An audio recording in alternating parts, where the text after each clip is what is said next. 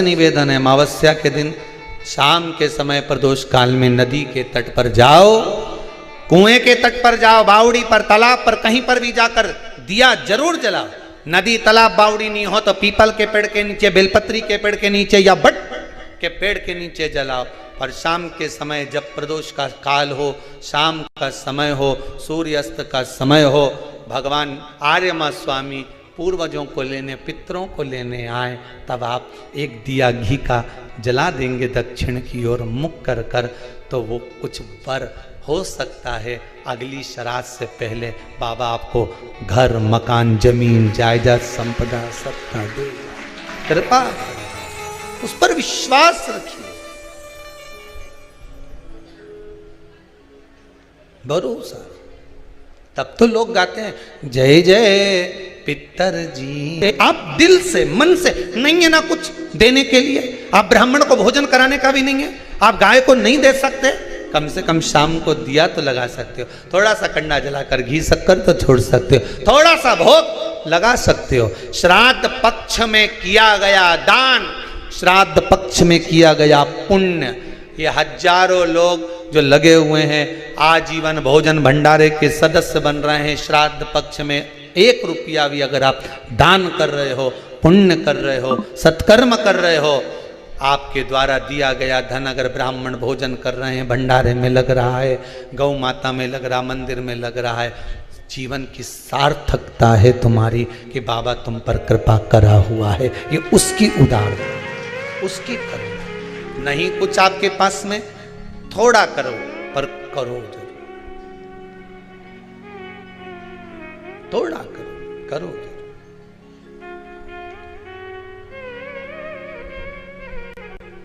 और तू कृपा करेगा तब जाकर होगा महाराज, तू दया करेगा तब होगा महाराज, तेरी दया बिना नहीं हो सकता। हे शंभु, हे त्रिकालदर्शी, एक आस विश्वास तेरा ही, और दूसरा कोई आस कोई विश्वास नहीं, तेरे दरबार से दुनिया को मिला है महाराज। किसी किसी व्यक्ति के जीवन में क्रोध बहुत होता है, आपको लगता है कहीं कहीं कि मेरे पितर मुझ पर क्रोध कर रहे हैं,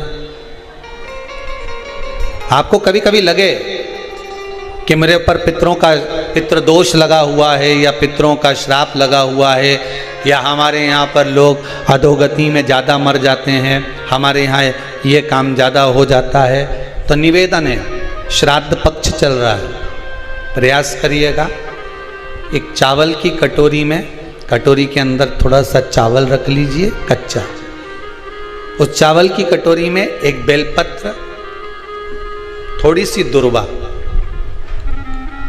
बांधकर, पानी का मटका, परिंडा या जहां अपना रसोई घर में जल रखते हो, उस कटोरी को वहां पर 2 दिन 3 दिन तक रख दो। वैसे तो 16 दिन रखो ज़्यादा अच्छा था, पर जो दिन अपने को मालूम है 2-3 दिन उसको रख दीजिए। घी का दिया लगाइए। 3 दिन के बाद में उस दुर्वा को, उस बेलपत्र को शिव बाबा को ले जाकर समर्पित कर दो। चावल पूरे घर में घुमाने के बाद चिड़िया को या नदी में या किसी जीव को प्रदान कर दीजिए।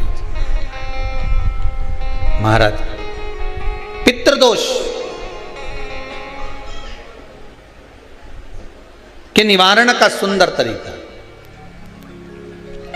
कल आपको कथा में कहा था, अगर हम ब्राह्मण को भोजन नहीं करा पा रहे, गौ माता को भोजन नहीं दे पा रहे, श्वान को, कुत्ते को भोजन नहीं दे पा रहे, कौवे को भोजन नहीं दे पा रहे हैं, किसी कारणवश हम श्राद्ध नहीं कर पा रहे हैं, किसी कारणवश हम पूर्वजों को नहीं मना पा रहे हैं, ऐसा कोई घर नहीं जिसके घर के पितृ श्राद्ध पक्ष में पृथ्वी पर नहीं आते। तुम पूछो मत पूछो, तुम्हारे घर के पूर्वज तुम्हारे यहाँ जरूर आते। दरवाजे पर आकर खड़े होते हैं पितृ, दरवाजे पर आकर हमारे घर के पितृ खड़े होते हैं, स्मरण करते हैं कि हमको यहाँ से कुछ भाग प्राप्त होगा, कुछ मिल जाएगा, कुछ प्राप्ति हो जाएगी। सम्मुख में आकर खड़े होते। एक पहले नैमिषारण्य में कथा सुनाई थी जटा और मठा की, आप लोगों को स्मरण होगा। दो भाई हैं सगे। जटा की पत्नी बड़ी तेज थी, उसने पूर्वजों का पूरा धन अपने पास में रख लिया। श्राद्ध पक्ष में जटा और मठा की कथा का स्मरण होना चाहिए, पितृदोष से मुक्ति होती है। जटा की पत्नी बड़ी तेज थी, अपने पूर्वजों का धन पूरा रख लिया। एक दिन जटा की पत्नी ने जटा से कहा, मठा की पत्नी बड़ी तेज थी और मठा की पत्नी ने सब कुछ अपने पास में रख लिया। एक दिन मठा की पत्नी ने अपने पति मठा से कहा, सुनो स्वामी, एक काम करो। मठा ने पूछा, क्या? अब तुम्हारे भाई का तो कोई रोल रहा नहीं है, सब कुछ अपने पास आ गया है, क्यों फालतू का खर्चा करते हो, उसको घर में रखते हो, अलग करो। मठा ने आज जटा को बुलाया, जटा सुनो, अब हम तुम्हारे साथ नहीं रहना चाहते, जाओ। वही वाली बात आ गई, देख लिया संसार हमने, सब मतलब के यार हमने देख लिया। तुम देते रहोगे, दुनिया को अच्छे लगोगे, देना बंद कर दोगे, दुनिया के लोगों में बुरे हो जाओगे। कोई तुम्हारे यहां मांगने आया, भैया देना 10,000, तुमने निकाल कर दे दिया, जी जी बहुत जोरदार, काका जी बहुत जोरदार। और दूसरी बार मांगने आया और तुमने नहीं दिया, फिर तो फोन आना ही बंद।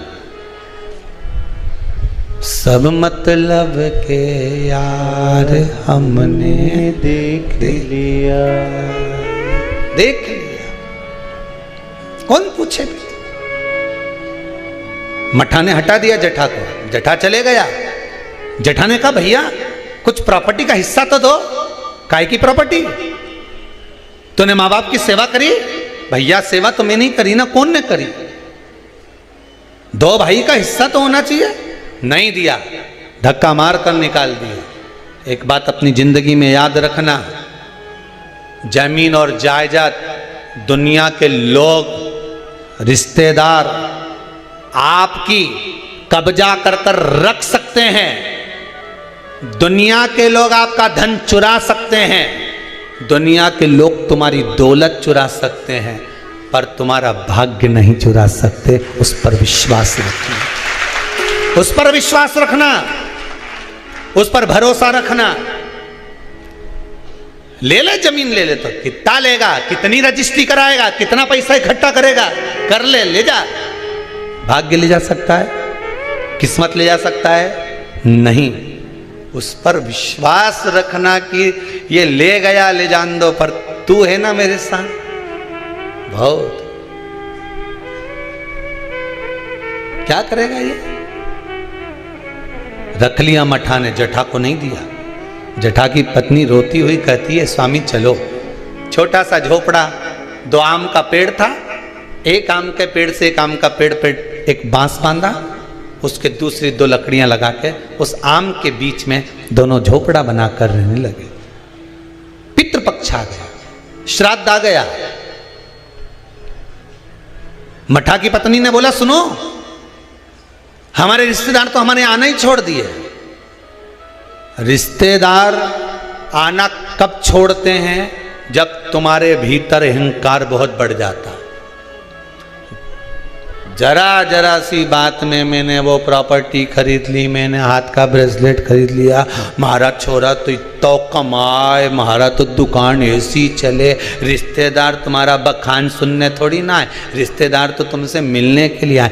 दिल से मिलो, ये बखान दूसरी जगह करना। फिर अगर कहीं का बखान कर दे, वही वाली बात आ गई, हमने तो इतना मकान, हमारा ऐसा मकान, चीटी कह दे मेरे तेरे मकान में खूब घूमू ने, तू मेरे मकान में घूम के बता। फिर वही वाली बात आ गई कि नहीं? तो घूम के बता दो फिर उस मकान में।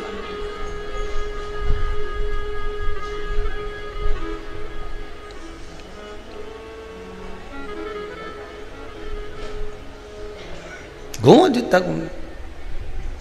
अब अपने जोरदार कलर करवाया मकान में, कितना जोरदार जोरदार फर्नीचर बनवाया, और कोई देखने नहीं आए तो काय का मतलब।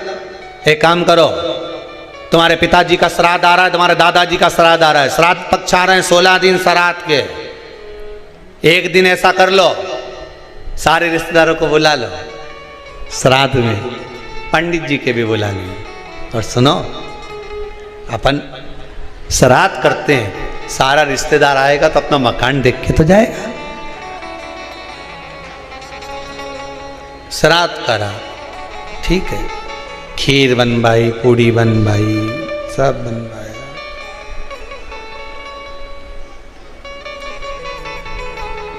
मठा की पत्नी ने करा, जठा की पत्नी बोली सुनो, आज तुम्हारे दादाजी का श्राद्ध है, घर में कुछ है नहीं, पर सुनो, वो सामने जो व्यापारी है ना, जिसकी किराना की दुकान है, उससे आपकी अच्छी बनती है ना, हाँ मेरा बचपन का दोस्त है, जाओ उसके यहां से कुछ थोड़ा सा लिया हो तो अपन खीर बना लेंगे, ब्राह्मण को दे देंगे, उसके घर पहुंचा देंगे। ब्राह्मण नहीं लेगा, नहीं आएगा तो गाय को दे देंगे, स्वान को दे देंगे। जाओ, वहां गया, सब मतलब के यार सबको। मित्र ने कहा भाई देख, देने को मैं शक्कर दे देता, सामान दे देता, मना नहीं है, पर अब मैं दे नहीं पाऊंगा क्योंकि तेरी कमाई का स्रोत नहीं है। बैंक भी लोन उसी को देती है जिसकी फाइल में कमाई का स्रोत दिखता है। सही है कि गलत है? लोन लेने वाले जानते हैं, तुम्हारी कमाई देखेगी पहले बैंक, वहां से कितना आ रहा है, कमाई कितनी हो रही है, सर्विस में कितना मिल रहा है, उसमें ये कटवा देगा। बैंक लोन तब देती है जब तुम्हारी कमाई का स्रोत दिखता है। दुनिया के लोग आपको जब तक देते हैं जब तक तुम्हारी कमाई का स्रोत दिखता है, पर महादेव तुम्हारी कमाई का स्रोत नहीं देखता, महादेव तुम्हारी भक्ति का स्रोत देखता है। तू भजन कितना करता है। क्या देखे, बच्चे भूखे थे, माँ से भोजन मांग रहे थे, माँ 5 दिन से अन्न नहीं खाया, दे देना माँ। माँ कहती है नहीं है। माँ फिर कंडा जलाकर तूने ये घी और गुड़ कहाँ से ला कर दिया? बेटा पितरों के लिए लाई थी, मांग कर लाई थी, तुम्हारे लिए नहीं है। एक काम करो, मैंने हंडी रख दी है, एक बर्तन रख दिया, भगोनी रख दी, उसको प्लेट से ढक दिया, उसमें भोजन रखा है, मैं 2 दिन बाद दे दूंगी। बेटों ने जाकर देखा तो उसमें भोजन नहीं था। माँ तो रोज तो वो भगोना दिखाती है, पात्र दिखाती है और कहती है भोजन मिलेगा। 3 दिन हो गए माँ, 5 दिन हो गए, नहीं मिला माँ, और 2 दिन का बोलती है। कोई बात नहीं। पितर वापिस आए, दरवाजे से लौट कर वापिस घाट पर आए। घर का बेटा दिया जलाने के लिए आया नदी के तट पर। पितर आचमन कर रहे थे पानी का। शाम के समय पर आर्यमा स्वामी ने पूछा, बोलो पितरों, तुम्हारे भोजन करने के बाद किसके घर में क्या देना है बता दीजिए। आर्यमा स्वामी ने पूछा तो पितर कहते हैं, जठा के घर में खाने के लिए नहीं है, उसको वर दे दो, दूध नहाए पूते फले, खूब उन्नति करे, वर प्रदान कर दो। जठा के घर में दूध नहाए पूते फले। जैसे ही बेटे ने दिया जलाया घाट पर, वहां पर खुशियों का दीप जल गया, आनंद का दीप जल गया, सारा सुख जठा के घर में पहुंच गया। मठा धीरे धीरे तिल तिल तिल तिल घटने लगा, जठा तिल तिल बढ़ने लगा। यह गरुण पुराण कहती है, स्कंद पुराण कहती है, ये आज का रोग नहीं है, ये पुराना है। जब पूर्व में किसी के घात दी होगी, किसी के हृदय को चोट दी होगी, कोई ऐसा प्रहार कर दिया होगा, किसी के विश्वास को, भरोसे को, दृढ़ता को कहीं किसी न किसी रूप में किसी के धन को खाकर दिया नहीं होगा, तो वो इस शरीर में आकर चुकाना पड़ता है। कहीं पाँव, कहीं हाथ, कहीं ये काम नहीं करे, कहीं ये काम नहीं करे, कहीं ये नहीं करे, कहीं मुंडा नहीं करे, कहीं ये मुख नहीं करे। क्यों? किस लिए? तुमने ना कोई गलत काम करा, ना तुमने कभी कोई गलत कृत्य किया, ना तुमने कभी गलत खाया, ना कोई गलत पिया, इसके बाद ये बीमारी कैसे आ गई, इसको ऐसा रोग कैसे आ गया, ये तो कहीं जाए नहीं, आए नहीं, किसी से मिले नहीं, जुले नहीं, फिर रोग कैसे आ गया? उसका कारण है हमारा आज का नहीं। मत बुरे कर्म कर बंदे, वरना पछताएगा। भगवान की आंखों से तू बच नहीं। नमः शिवाय ओम नमः शिवाय, हर हर भोले नमः शिवाय। जटाधराय श्री जटाधराय, हर हर भोले नमः शिवाय।